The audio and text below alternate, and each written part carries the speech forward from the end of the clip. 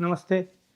Myself, Professor Dr. Shrikant Kumar Dharo, IMS in Som Hospital, welcome you for this academic event. Today, my role is to give some information and treatment modalities in COVID-19 about the use of varicitinib.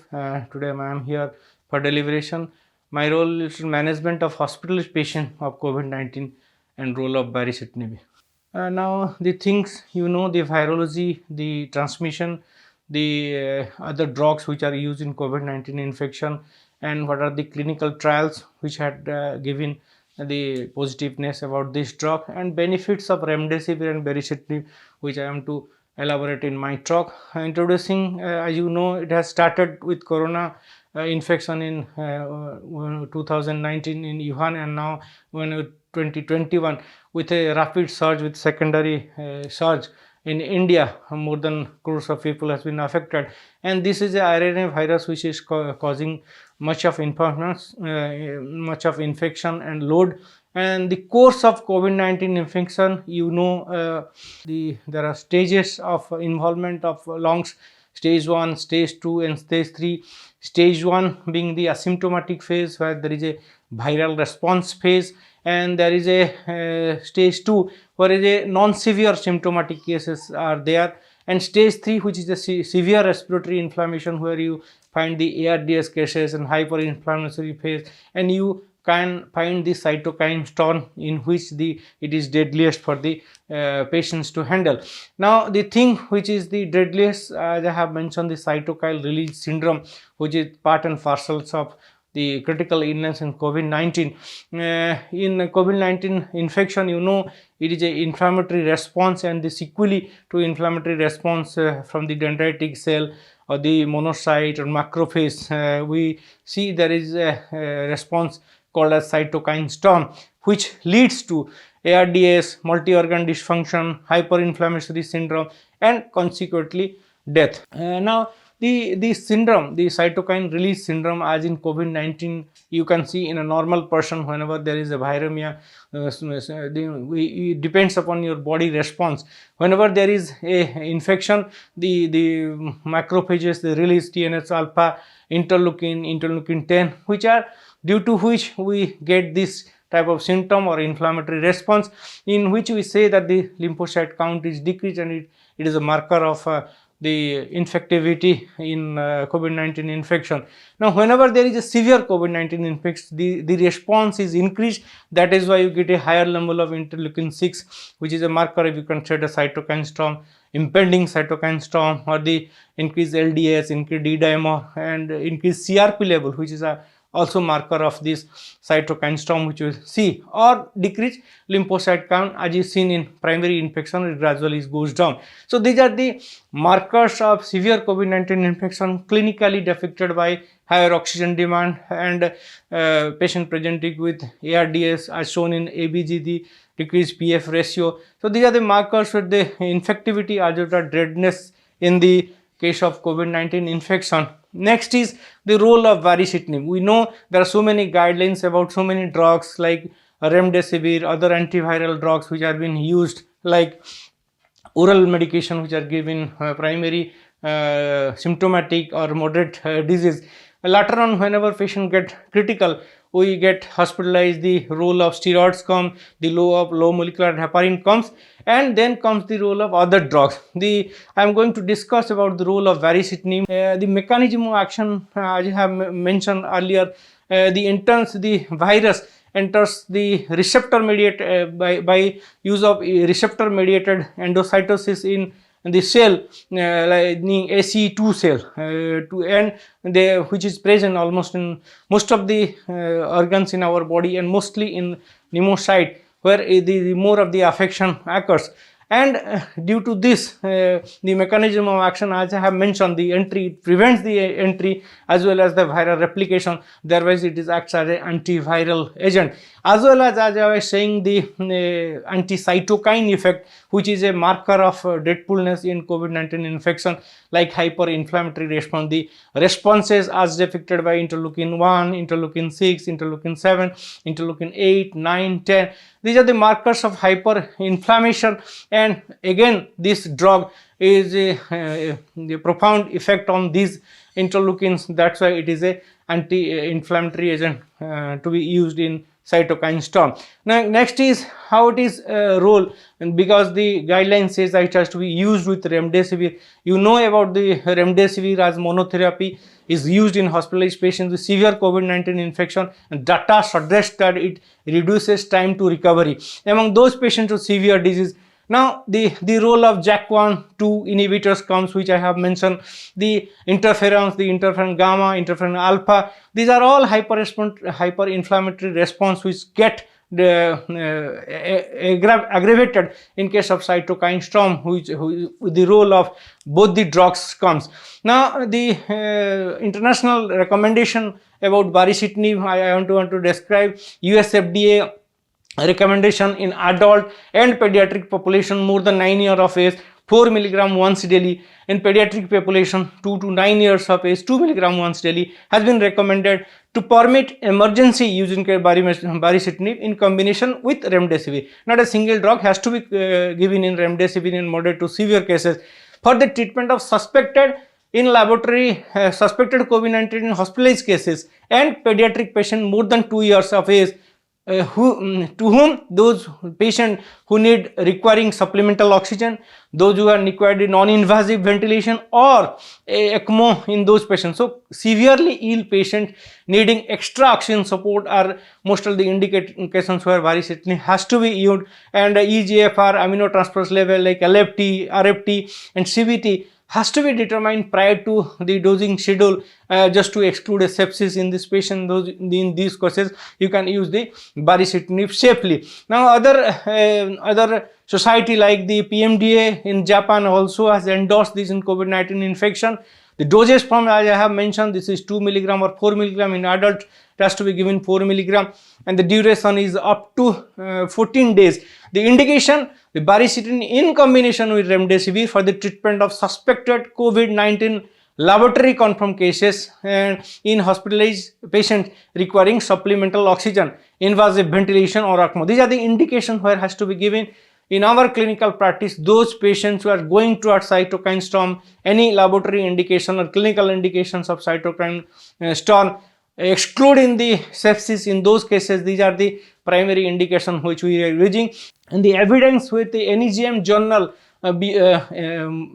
in favoring which we are using this baricitinib with remdesivir, as you show in this slide, the next slide, the baricitinib has been used in combination with remdesivir, and there is a head-to-head comparison between the placebo with remdesivir and baricitinib and remdesivir.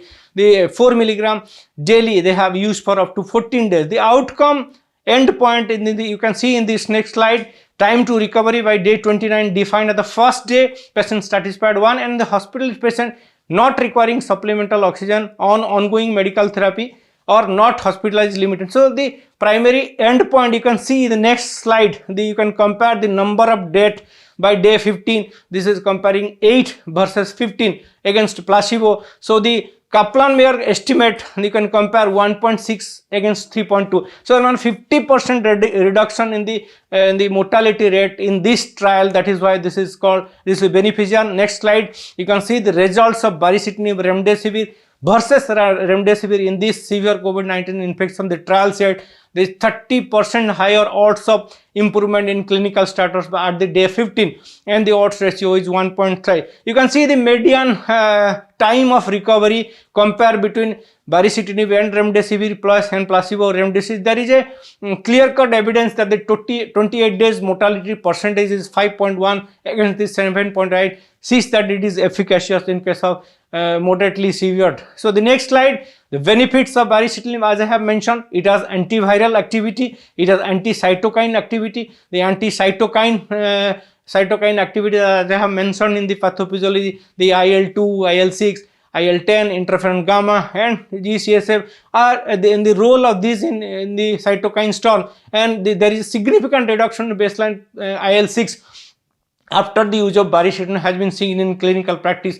So it has been endorsed by so many society. Now it is used in baricitinib in bilateral pneumonia. Clinical and radiological recovery has been seen. Rapid decline in SARS-CoV viral load is seen. Rapid decline in inflammatory marker in IL-6. In clinical practice, you have to see whether the inflammatory markers like CRP, D-dimer, etc. is coming down in next 48 hours, and the IL-6 whether it is coming down or not, and whether there is a response, clinical response is not. You can see after 48 hours what we see. So next slide.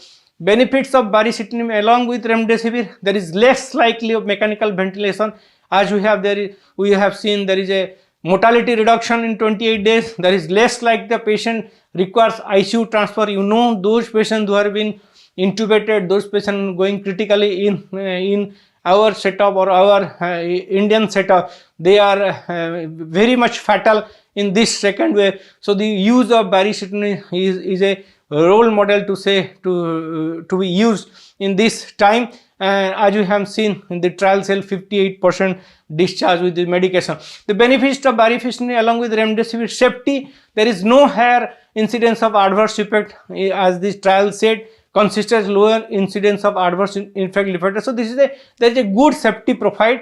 And so this is a agent which can be used with baricitinib. The combination of baricitinib and remdesivir has a faster recovery time, and there is a accelerated clinical response. I will be giving some comparison with the other agent of tofacitinib, although not included in my chapter, but it is also an agent which is a prototypical JAK inhibitors like baricitinib, predominantly selective JAK1 and JAK3. You know, there is JAK2 inhibition more so in baricitinib, which makes it a more good drug in comparison to tofacitinib. This is if you compare this, it is a oral agent first approved by FDA for the treatment of rheumatoid arthritis. Now it is used in COVID-19 severe infection.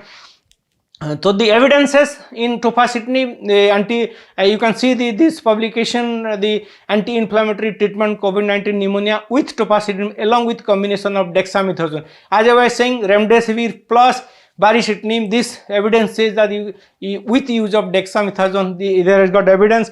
The outcome, there were 62% reduced odds dying among those treated with added tofacitinib compared to those treated with tofacitinib. So there is a comparative study. You can see there is a beneficial, and you can see in the next slide, the slide shows that there is a the clear-cut benefit those in combination of dexamethasone and tofacitinib in comparison to only dexamethasone. So this has found to be a novel agent, and the outcome data, tofacitinib leads to credence to the concept that broadly reducing cytokines level, whether it is tofacitinib alone or in combination with dexamethasone, is associated with greater mortality benefit. This is also an agent that can be seen. In addition, tofacitinib has the advantage of metabolic neutrality, lack of hyperglycemia, and inducing a catabolic state, a significant benefit in obese critically ill population. So this is again a agent has to be taken care. Whenever there is a generalized severe inflammation, as in cytokine storm, with no one cytokine identifiable as a key driver, the use of this should be judiciable rather than targeted against one cytokine. Broad anti-inflammatory therapy is needed to stem the florid immune response associated with COVID-19 infection. So there are some Indian recommendations. The Gujarat Rheumatology Association has recommended this oral JAK1 inhibitor.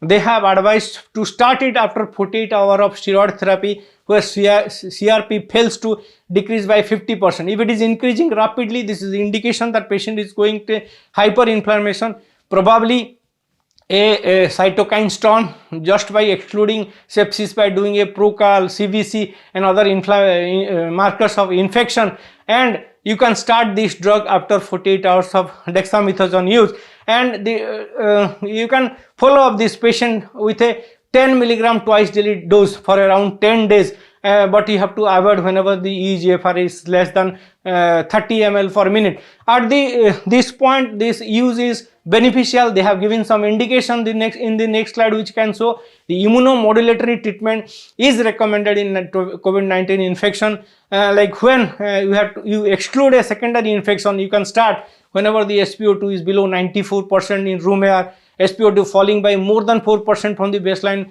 after 6 minutes in normal place, CRP more than 30 milligram per liter, or doubling the CRP in baseline in second week of infection, or the HRCT showing more than 9. So these are the Gujarat Guidelines in Rheumatology Association. There are some contraindication. The patients where it's not to be used, like less than 18 years of age, pregnancy, lactation, active cancer, or active non-COVID infection like tuberculosis, hepatitis. So exclude these, and this can be a safe agent in using severe COVID-19 infection. So these are other agents which has to be taken into account along with baricitinib. So I can say these are the noble agents that has to be used in recent years of COVID-19 infection, and the time to see whether this can have better mortality benefit in our group of people. So thanking you all for this nice time, and we can together beat COVID-19 infection again in this wave also. Thank you again.